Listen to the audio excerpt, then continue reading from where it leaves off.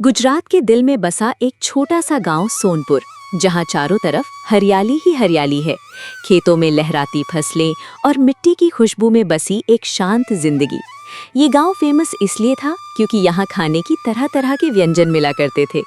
इसी गांव के एक कोने में रहता है माधव, एक गरीब लेकिन ईमानदार आदमी जिसके पास पैसा कम है लेकिन हौसला और मेहनत की कोई कमी नहीं। माधव धीरू सेठ के यहाँ काम किया करता था। बहुत ज्यादा मेहनती आदमी था। जितना भी काम था वो बड़े ही दिल लगा के काम किया करता था। सेठ जी, मैंने अपना आज का काम पूरा कर दिया है। मुझे मेरा महीना के मजदूरी के पैसे दे दीजिए। एक तो काम सही समय पर करते नहीं हो, लेकिन पगार मांगने तो तुम समय से आ जाते हो। कल तुमको प्रधान के घर अनाज पहुंचने के लिए कहा था। काम भी ढंग से तुमसे नहीं हो पाया। तुम्हारा जितना भी पैसा होता है उसका आधा पैसा मिलेगा। लेकिन सेठ जी, मैं तो अपना काम सही से किया है। प्रधान के घर में भी मैंने सही से सामान पहुंचाया था। मुझे तो मेरी मेहनत के पूरे पैसे मिलने चाहिए। वाह वाह, जवान ललाने को कह दो बस। ये लो पैसे और तुम कल से काम पर मत आना। मैं तुम्हें काम से निकल रहा हूं। काम चोर कहेंगे। धीरू सेठ लालची किस्म का आदमी था। वो ऐसे ही लोगों को बातों में घुमाकर उनका पैसा हजम कर लिया करता था। उसके बाद माधव उदास होकर अपने घर आ जाता है। उसके घर में उसकी एक मोनिका नाम की पत्नी भी थी। आज तो आप थके होने के साथ उदास भी लग रहे हो। बताइए क्या हुआ आपको? अरे, आज सेठ जी ने मुझे महीने के आधे पैसे दिए हैं। काम तो सही से किया था, पर मुझे पैसे आधे मिले। आपके मजदूरी के पैसे तो आधे मिले हैं, इससे हमारा महीना भर कैसे चलेगा? आपको अब अपना खुद का काम या कहीं और पर काम देखना होगा। मोनिका, तुम तो ठीक कह रही हो, लेकिन नया काम शुरू करने के लिए हमको पैसे चाहिए और हमारे पास बचत के नाम पर कुछ भी नहीं है। बस रोज के खाने पीने के लिए ही कमा पाते हैं। अगर ऐसा ही चला तो हमको तो भीख मांगना पड़ जाएगा। जी, आप कुछ काम ढूंढो, वरना हमारा घर कैसे चलेगा? ठीक है भाग्यवान, मैं कल ही गांव में काम ढूंढता हूँ। माधव काम की तलाश में गांव के बाजार की तरफ जा ही रहा था। तभी उसको सरवण काका मिलते हैं। अरे माधव बेटा, आज काम पे नहीं गए हो क्या? अरे काका, मैं वहां पर काम छोड़ दिया। सेठ बहुत काम करवाता था और पैसे भी नहीं कम देता था, और अब मैं नया काम के तलाश में हूँ। अरे तो काम मिला क्या गांव में? नहीं काका, यह कैसा गांव है? यहाँ करने के लिए कुछ काम ही नहीं है, और कहीं काम करने जाऊं तो लोग दिन के 100 रुपए देते हैं, और इतने पैसे में तो दिन भर का राशन भी नहीं आता। अरे, अगर यहाँ पर कोई काम नहीं है तो शहर जाकर काम ढूंढो ना। शहर में तो लोगों के पास बहुत काम होता है। हमारे गांव से भी तो कितने लोग शहर में काम करने के लिए गए हैं। एक तो मैं पढ़ा लिखा हूं नहीं उतना, और वहां पर अगर 20,000 भी कमाऊंगा तो आधे से ज्यादा पैसे तो वहां किराए और खाने पीने में खर्च हो जाएंगे। वहां पर रहने के लिए कमरा भी बहुत महंगा मिलता है। अब ना ही गांव में काम मिल रहा है और ना ही शहर जाने के लिए मान रहे हो, फिर ऐसे कैसे काम चलेगा? तभी वहां पर एक आदमी पर्ची बांटता हुआ दिखा। अरे भैया, ये किस चीज के पर्चे हैं? अरे यहाँ पर क्या बांट रहे हो? कहीं भंडारा लगा है क्या? यहाँ पर एक ढाबा खुला है, तो ये उसी का परिचय है। आपको हमारे ढाबे पर स्पेशल गुजरात का मटन और पूरी मिलेगा। अगर आपको भी ढाब पर जाकर खाना है तो जरूर जाइए। उसकी बातें सुनकर माधव कहता है, भाई, इधर मेरे पास राशन खरीदने के पैसे नहीं हैं, तो ढाब पर जाकर खाना कहाँ से खाऊंगा? अरे ठीक तो कह रहा है माधव बेटा, अभी अभी नया ढाबा खुला है, मजदूरों का भी तो जरूरत होगा। एक काम करो, तुम वहां पर खाना बनाने का काम करना। तुझे वहां पर बहुत अच्छा पैसा मिल जाएगा। ठीक कहा आपने काका, मैं अभी जाकर उसे ढाबे में पूछता हूँ। मेरे लायक अगर कोई काम खाली हो तो। उसके बाद माधव अपने काम की तलाश में उस ढाबे की ओर जाता है। क्या मेरे लायक इस नए ढाबे में काम मिल सकता है? हाँ भाई, अभी यह ढाबा नया नया खुला है, इसलिए इस ढाबे में खाना बनाने के लिए मजदूरों का जरूरत है। तुम तो करण सेठ को जानते ही होंगे, ये उसी का ढाबा है। अरे सेठ जी, अभी आपका जो आदमी ढाबे के पर्ची बांट रहा है ना, वो मुझसे मिला था। उसने कहा कि अभी ढाबा नया खुला है तो आपको काम करने वाले लोगों की जरूरत है, इसीलिए मैं यहां पर आया हूं। मुझे कुछ काम चाहिए। ठीक है, लेकिन तुम ये बताओ कि तुम्हें क्या क्या करना आता है। अगर तुम्हें खाना बनाना आता है तो मेरे पास खाना बनाने वालों का भी काम है, और अगर तुम्हें वो नहीं आता है तो तुम मेरे यहां साफ सफाई का काम कर सकते हो।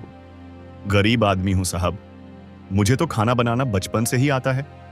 खाना मैं आपको बहुत अच्छे से बना कर दूंगा। आप ये बताओ, मुझे हर रोज के कितने पैसे मिलेंगे? देखो, हर रोज मैं तुम्हें 200 रुपए दूंगा, लेकिन खाना तुम्हें अच्छे से बनाना होगा। अरे दिन भर खाना बनाने के बस 200 रुपए, बाकी हवाई और रसोइयों को तो 500 रुपये मिलता है। देखो भाई, अभी अभी नया नया ढाबा खोले हैं। अगर तुमको और ज्यादा पैसे चाहिए तो तुम जा सकते हो। यहां पर काम करने के लिए लोगों की कमी नहीं है। नहीं नहीं सेठ जी, मैं इतने में ही काम कर लूंगा। आपको किसी और को रखने की जरूरत नहीं है। माधव की मजबूरी थी, इसीलिए वो इतने कम पैसों में काम करने के लिए भी तैयार हो जाता है। वो ढाबे में पूरा दिन अच्छे से मटन, पूरी, चावल, दाल, सेठ जी जो जो कहते सारा चीज बना देता। वाह भाई, खुशबू तो काफी अच्छी आ रही है। तुमको खाना बनाना भी अच्छे से आता है। ऐसे ही माधव दिन भर खाना बनाता और शाम को उसे जो रुपए मिलते हैं उन पैसों से वो घर पर राशन लेकर चला जाता है। ये लो मोनिका, आज मेरी जो भी कमाई हुई थी उससे मैं ये थोड़ा दाल, चावल और सब्जियां खरीद लाया। आज के राशन का तो इंतजाम हो गया, लेकिन अब कल के राशन का क्या करेंगे? अब तुम्हें चिंता करने की कोई जरूरत नहीं है मोनिका। गांव में एक नया ढाबा खुला है, मुझे वहां रसोई की नौकरी मिल गई है। अब हमारा यहाँ रोज खाना बनेगा। तुम चिंता मत करो। ऊपर वाले की लाख लाख शुक्रिया जो आपको अच्छा एक काम मिल गया। मोनिका भी ये बात सुनकर खुश हो जाती है। उसके बाद माधव के लाए हुए सामान से वो खाना बनाकर खाना खाते हैं। उसके बाद अगली सुबह माधव फिर ढाबे पर जाता है, सारा खाना बनाता है। तभी गांव के कुछ लोग आते हैं। अरे हमने सुना है नया ढाबा खुला है, लाओ भैया हमारे लिए भी मटन और पूरी। हाँ भैया, सुबह का नाश्ता हो जाएगा। मटन के साथ गर्मा गर्म पूरी। बैठो ना बाबूजी, अभी देता हूँ आप लोगों को। उसके बाद उन लोगों को गर्मा गर्म पूरी और मटन दिया जाता है। लोग बड़े चाव से वहीं पर मटन पूरी खाने लगते हैं और ऐसे ही लोग तारीफ करके वहां से चले जाते हैं। उनके ढाबे पर सबसे ज्यादा बिक रही थी तो मटन और पूरी। ऐसे ही शाम हो जाती है। सेठ जी, शाम हो चुकी है। आज के पैसे दे देते तो मैं घर के लिए राशन लेकर जाता। अरे माधव, मैं तुम्हें बताना भूल गया था कि मैं तुम्हें रोज के पैसे नहीं दे सकता। महीने का पैसा एक बार दे दूंगा। लेकिन सेठ जी, मुझे अपने घर के लिए राशन लेकर जाना है। मेरे पास बिल्कुल भी पैसे नहीं है। अगर आपने पैसे नहीं दिए तो हम भूखे मर जाएंगे। देखो, अगर ऐसी बात है तो तुम किसी से उधार ले लो। उसके बाद जब मैं तुम्हें महीने का पैसा दे दूंगा उसको चुका देना। अरे सेठ जी, आप समझने की कोशिश कीजिए ना। महीने का पैसे दो या एक दिन में, पैसे तो वही है ना जो मैं काम कर रहा हूं। अरे वही तो बोल रहा हूं, तुम किसी और से उधारी ले लो। अगर मैं तुम्हें रोज के पैसे दूंगा तो क्या भरोसा तुम कब काम छोड़कर चले जाओ। हाँ, लेकिन अगर तुम कुछ गिरवी रख सकते हो तो मैं तुमको पैसे दे सकता हूं। सेठ जी, गरीब आदमी हूं। मेरे पास ऐसा कुछ भी नहीं है जिसको मैं आपके यहां गिरवी रख सकूं। वो सब मुझे नहीं पता भाई। सेठ उसकी एक बात भी नहीं सुनता है। उसके बाद मजबूरी में आकर माधव को गांव की एक जमींदार के पास जाना पड़ता है। इधर माधव जमींदार की यहाँ अपने घर को गिरवी रख देता है। देखो, मैं तुम्हें पैसे उधार दे रहा हूं, लेकिन अगर तूने मेरे पैसे सही समय पर नहीं लौटाए तो अपना घर तुझे मेरे नाम पर करना होगा। मुझे मंजूर है, आप बिल्कुल भी चिंता मत कीजिए। मेरी पगार मिलते ही मैं आपको आपके पैसे चुका दूंगा। माधव जमींदार से पैसे उधार पर ले लेता है, अपना घर राशन लेकर आता है। इस तरह 1 महीना बीत जाता है। ऐसे ही उसका ढाबा भी चल रहा था और लोग खाने भी आ रहे थे। ऐसे ही करते करते पगार मिलने का दिन आ जाता है। सेठ जी, मुझे काम करते हुए 1 महीना बीत गया। अब तो आप मुझे महीने की पगार दे दीजिए। देखो, आज मेरे पास इतने पैसे नहीं हैं। तुम कल तक इंतजार करो, मैं कल तुम्हें पैसे दे दूंगा। लेकिन सेठ जी, मुझे जमींदार जी को पैसे देने हैं। अगर आज मैंने उनके पैसे नहीं लौटाए तो वो मेरा घर हड़प लेंगे। अरे, एक दिन के लिए कोई किसी का घर थोड़ी ना हड़पता है। कुछ नहीं होगा, मैं कल तुम्हें तुम्हारे पैसे दे दूंगा। आप मेरे साथ खेल मत खेलिए सेठ जी। मैंने अपनी आंखों से देखा, आपके यहां मटन पूरी बहुत ज्यादा बिकती है। महीना भर से आपकी बहुत अच्छी कमाई हुई है। तेरी हिम्मत कैसे हुई मुझसे इस तरह से बात करने की? जा नहीं देता मैं तुझे तेरे पैसे। तुझे जो करना है कर ले। और अब तो मैं तुझे कभी पगार नहीं दूंगा और ना ही तुझे अब यहां पर काम करने आने की जरूरत है। आप ये बिल्कुल ठीक नहीं कर रहे हैं सेठ जी। एक गरीब के साथ छल करके बहुत बड़ा पाप कमा रहे हो। ऊपर वाला देख रहा है, भगवान आपको इसकी सजा जरूर देंगे। अरे चल, निकल यहां से। बड़ा आया है मुझे यहां भगवान की धमकी देने वाला। सेठ करण माधव को धक्के मारकर वहां से निकाल देता है। माधव बहुत ही ज्यादा उदास होकर अपने घर की ओर जाता है। तभी थोड़ी देर बाद जमींदार का आदमी तपन विमल के घर आता है। हाँ भाई, याद है ना विमल कि आज तुझे जमींदार के पैसे देने हैं। सेठ जी ने तुझे याद दिलाने के लिए मुझे भेजा है। हाँ, मैं जानता हूं टपन भाई। जमींदार जी को कहना कि मैं रात तक उनके पैसे लेकर आऊंगा। ठीक है, लेकिन रात तक पैसे लेकर आ जाना, वरना तुम्हें पता है ना तुम्हारा घर तुम्हारे हाथों से चला जाएगा। तपन उनके दरवाजे पर खड़ा ही था। तभी माधव का एक पड़ोसी गोकुल वहां से गुजर रहा था। उसने जैसे ही तपन को विमल के दरवाजे पर खड़ा देखा तो वह समझ गया कि पक्का कोई ना कोई गड़बड़ जरूर है। अरे माधव, यह जमींदार का आदमी तुम्हारे घर पर क्या कर रहा था? तुमने जमींदार से कोई उधार लिया है क्या? हाँ भाई, उधार लिया तो था लेकिन चुका नहीं पाया। उसके बाद माधव ने अपना साथ घटी पूरी घटना अपने दोस्त गोकुल को सुनाता है। उसकी पूरी बात सुनकर गोकुल कहता है, नहीं दिए तो वो मेरा घर हथिया लेगा। मुझे तो समझ में नहीं आ रहा है कि मैं पैसे कहां से लेकर आऊं। अरे इस तरह परेशान मत हो, कोई ना कोई तो हल जरूर मिल जाएगा। लेकिन पहले यह तो बता कि तुझे जमींदार को कितने पैसे देने हैं? पैसे ज्यादा तो नहीं हैं, लेकिन 5,000 रुपये देने हैं। मैंने महीने भर के राशन के लिए लाया था, मगर मेरे पास उतने भी नहीं है और मेरी गरीबी की वजह से कोई मुझे उधार देने को भी तैयार नहीं है।